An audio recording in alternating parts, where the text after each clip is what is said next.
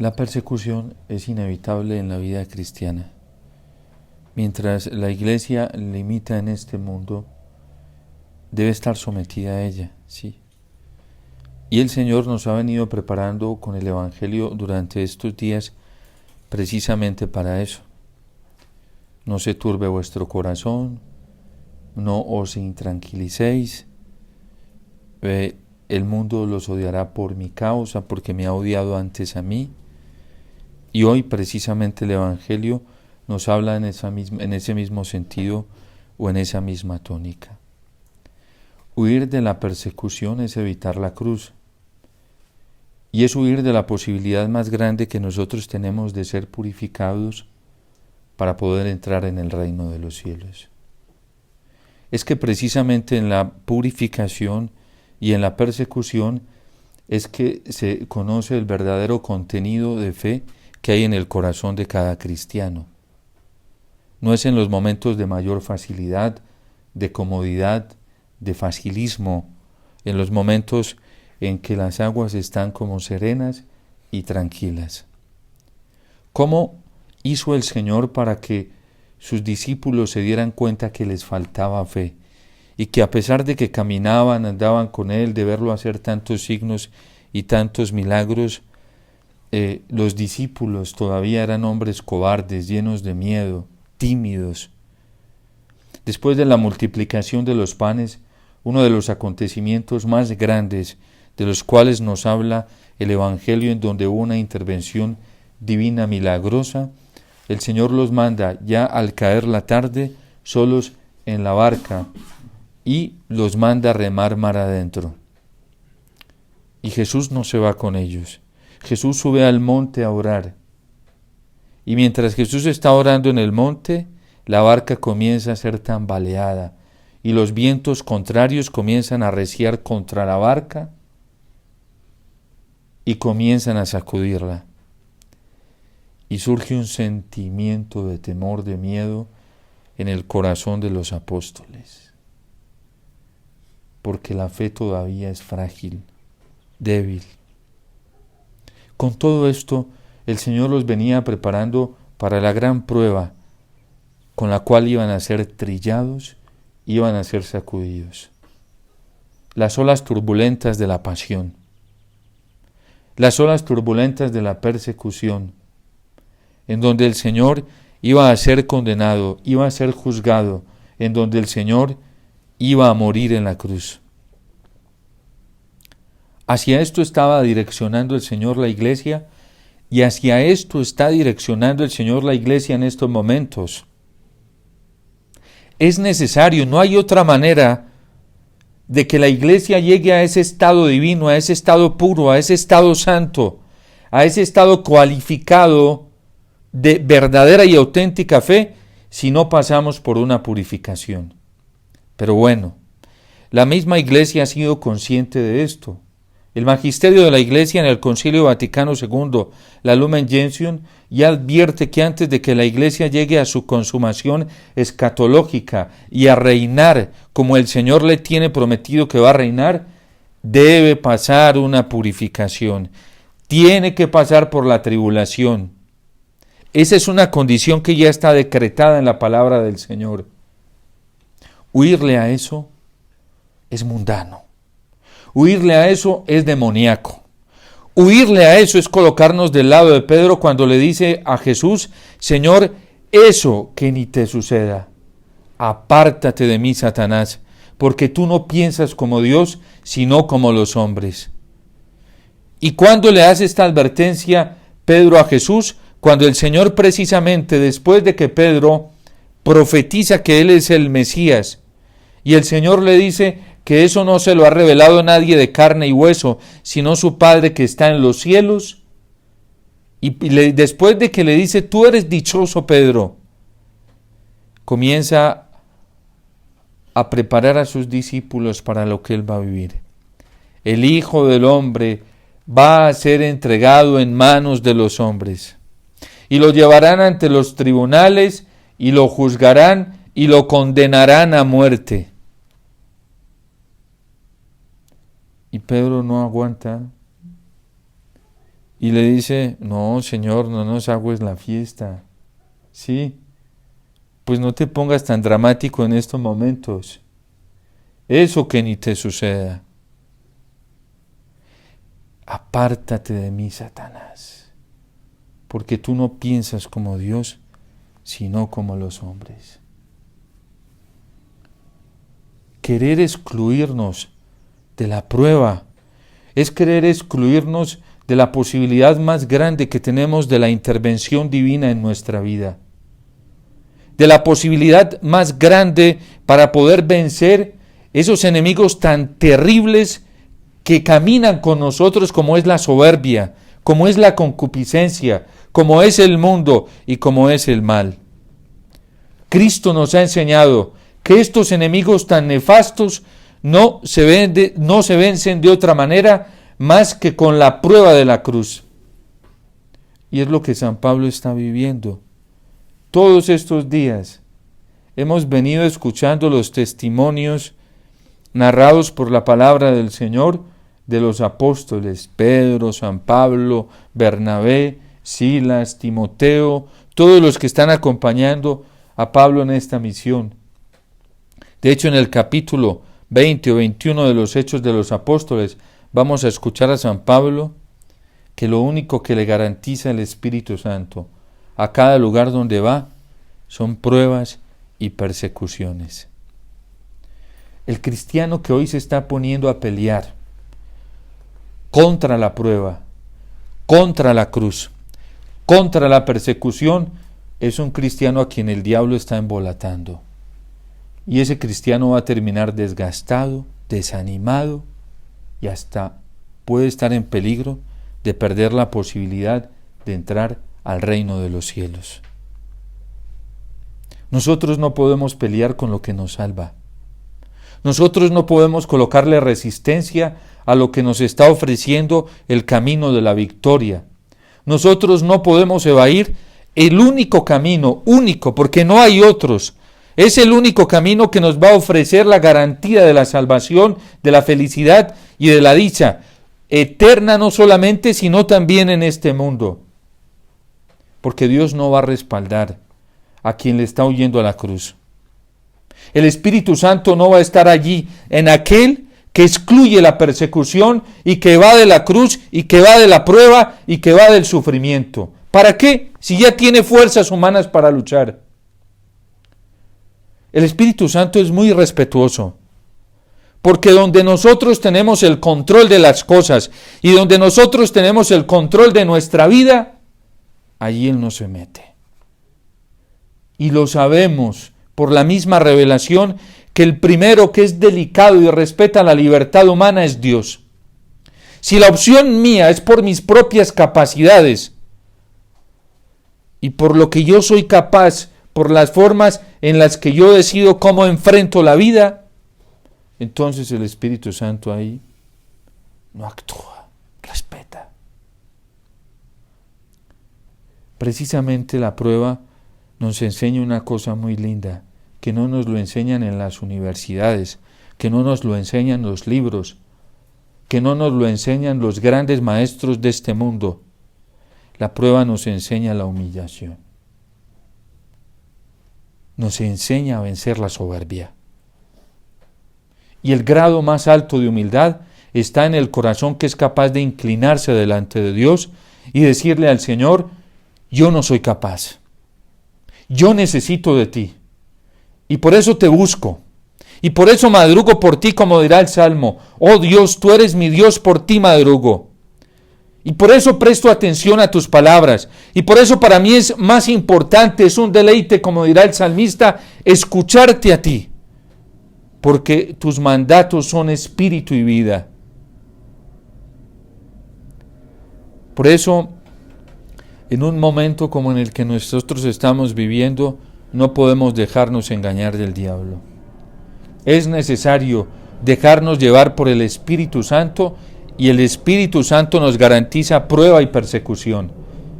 La única garantía que tenemos los cristianos es estar en la cruz. Y quien no quiere ese camino está poniendo en riesgo su salvación eterna.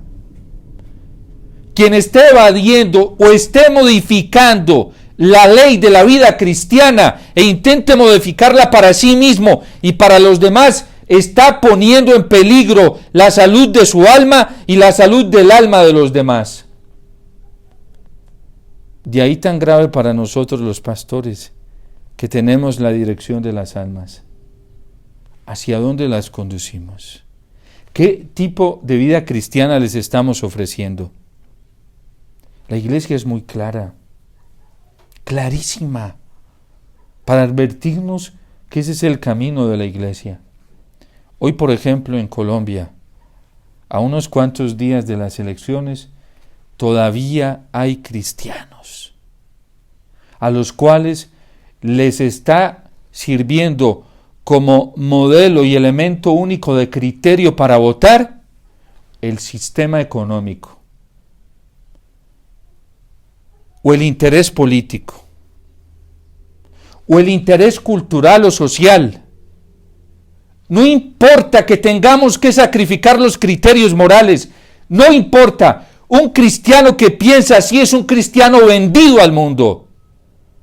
Es un cristiano que no tiene los principios del evangelio, no tiene los principios de la vida cristiana. Hoy en Colombia, Dios a nosotros nos está permitiendo un momento de prueba. Y ojo que en un momento de prueba uno puede tomar decisiones equivocadas. En vez de optar por Cristo, en vez de optar por el respaldo divino, puede estar optando por el respaldo mundano, o por el respaldo del diablo, o por el respaldo de los hombres.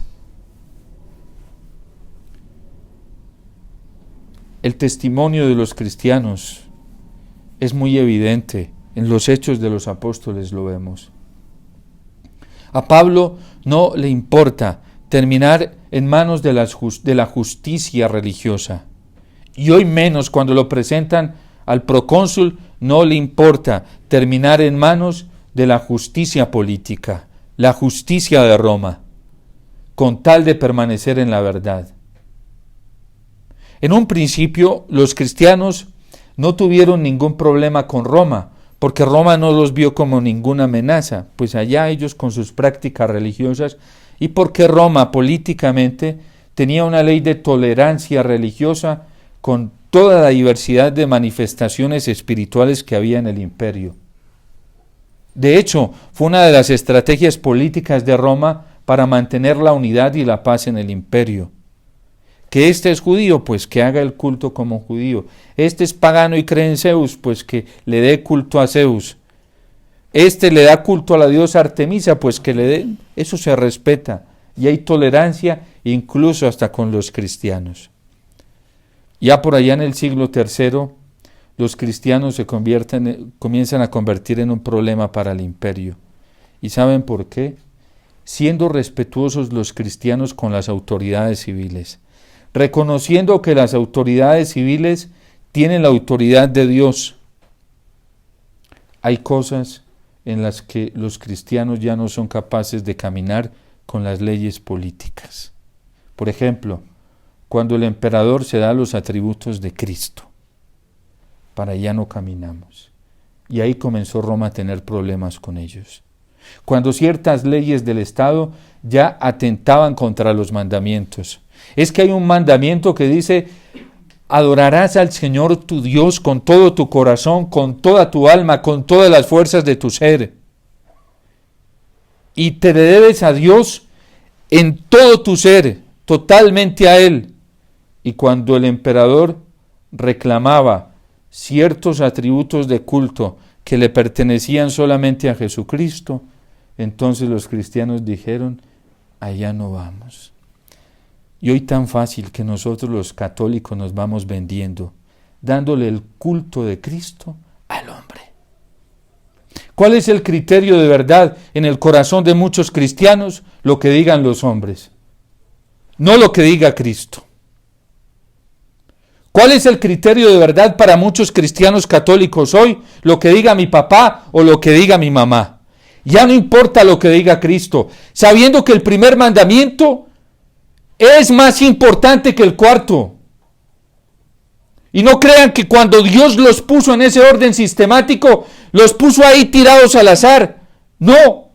Santo Tomás de Aquino nos enseña precisamente en la demostración de la existencia de Dios que todo tiene un orden y una finalidad. A Dios no le salen las cosas por azar. Sí, en Dios todo tiene un propósito.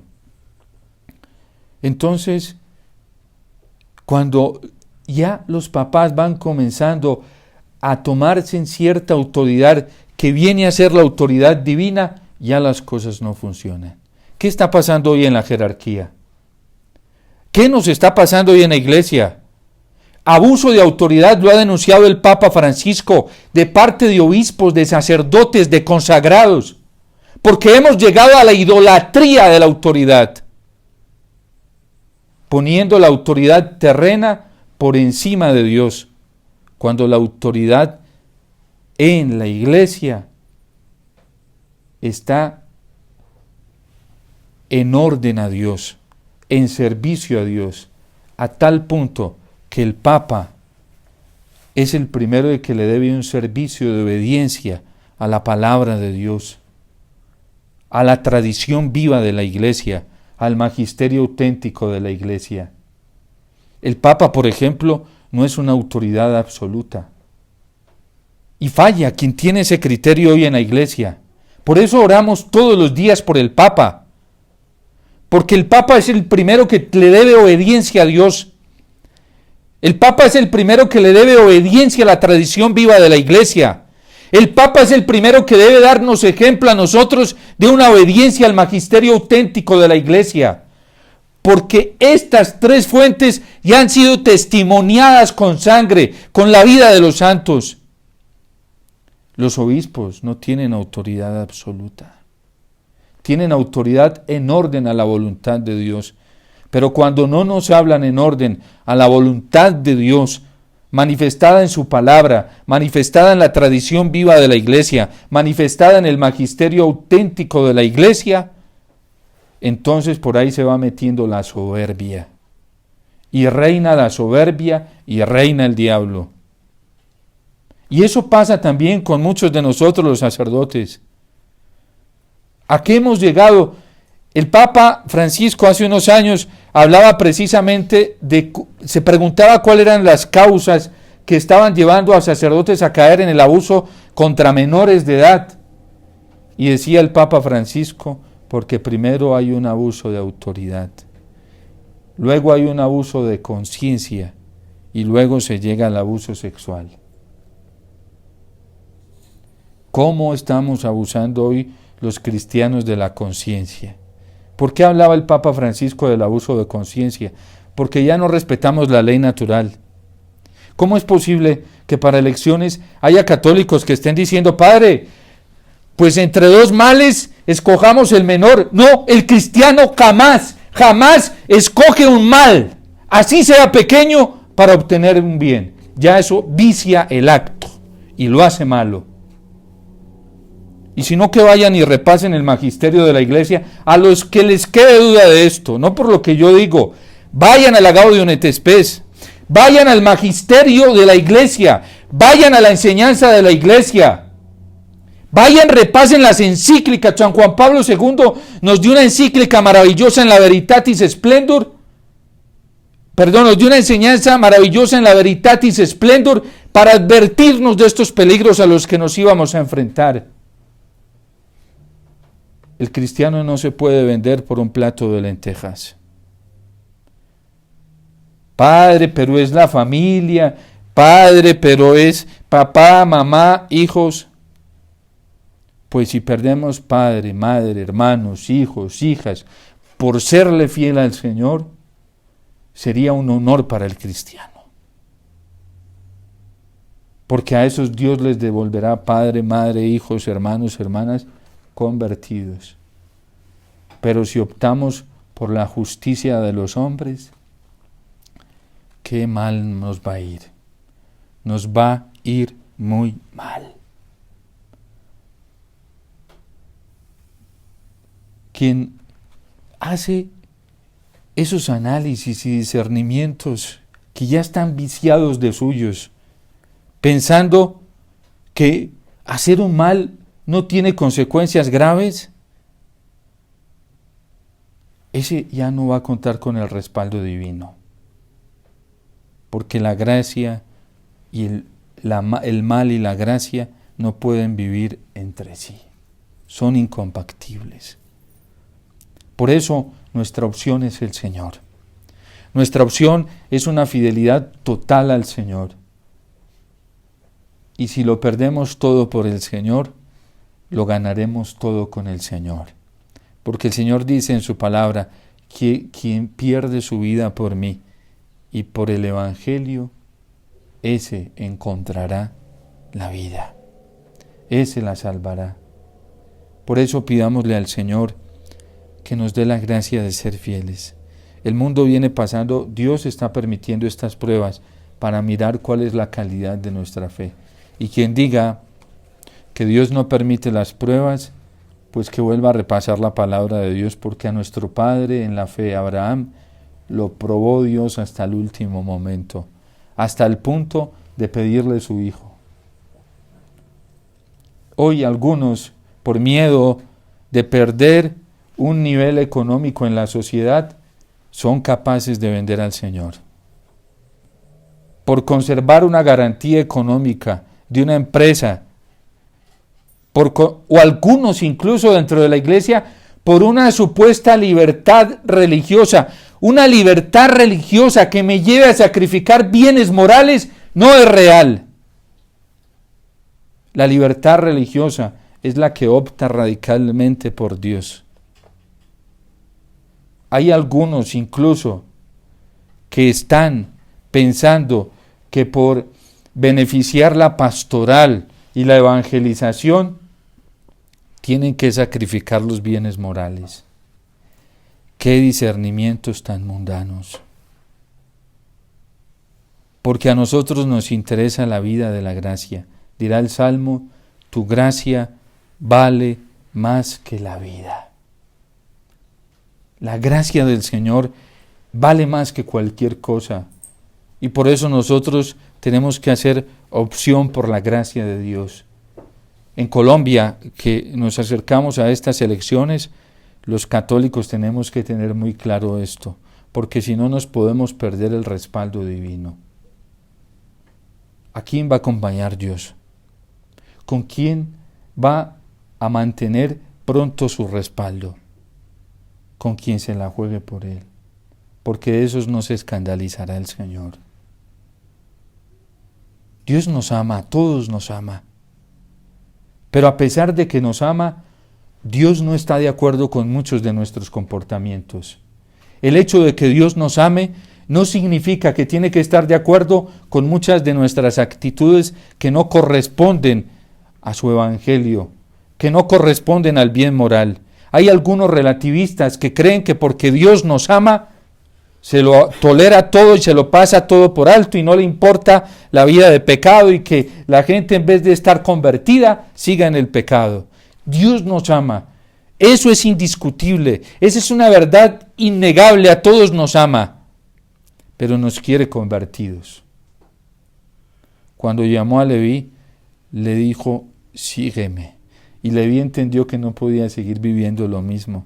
Dice que se paró y dejó su mesa de cobrador de impuestos y se fue con el Señor. Cuando el Señor llama a Zaqueo, baja pronto de ese árbol, porque hoy tengo que hospedarme en tu casa. Zaqueo supo que no podía seguir viviendo de la misma manera. Es que el Señor vino a llamar a los pecadores, no a que siguieran pecando. Eso es falso. Una misericordia que predica y sostiene esto es una misericordia dañina. Dios llama al pecador a que se convierta, a que cambie de conducta para que viva. Ese es el llamado de Dios. A Dios le duele cuando jugamos con Él y lastimamos su corazón cuando no somos fieles y lo herimos cuando no nos tomamos en serio este momento de misericordia para vivir en santidad y en gracia. Herimos su corazón y herimos el corazón de la Virgen y lastimamos el corazón de la Iglesia. El hecho de que Dios nos esté dando una oportunidad, el hecho de que Dios nos esté abriendo sus brazos, no significa que podemos jugar con un tiempo tan sagrado como el que Dios nos está ofreciendo, porque es un tiempo para cambiar y no demorarnos en cambiar. Porque si lo hacemos rápidamente habrá alegría en el cielo. Hay más alegría en el cielo por un pecador, ojo con lo que dice la palabra de Dios, que se arrepiente y cambia de conducta, que por 99 justos que no necesitan misericordia. Hay quienes hoy predican la misericordia y le dicen al pecador, siga en el pecado, que Dios lo ama mucho. Qué terrible, no sabe, quien da un consejo de esos, no sabe el daño tan grande que le está haciendo a las almas. Y se está acarreando una culpa doble, la suya por tener esos criterios y la de esa alma que puede ir a la perdición. Qué delicado para los que tenemos la dirección de almas. Qué delicado cuando toleramos eso, porque la alegría de Dios, la felicidad del cielo está en que el pecador cambie de conducta, se arrepienta. Por eso el hijo pródigo lo entiende. Él sabe que no puede regresar a la casa de su padre de la misma manera. Pediré perdón y le diré a mi padre que he pecado contra el cielo y contra él, y que ya no merezco ser llamado hijo suyo, y que me trate como uno de sus asalariados. ¿Qué tal un hijo pródigo, exigente? No, aquí vengo, padre, como tú eres tan bueno, dame el puesto más alto de la casa. Pidámosle entonces a la Virgen, a San José, que ellos nos den sobre todo la seriedad para acoger este momento de misericordia que Dios nos está ofreciendo, y que nos lo tomemos bien en serio y no juguemos con un tiempo tan sagrado y santo como el que el Señor nos está ofreciendo para convertirnos. No juguemos con el cielo, que el cielo no juega con nosotros. Dios te salve María, llena eres de gracia, el Señor es contigo, bendita tú eres entre todas las mujeres, y bendito es el fruto de tu vientre, Jesús. Santa María, Madre de Dios, ruega por nosotros pecadores, ahora y en la hora de nuestra muerte. Amén.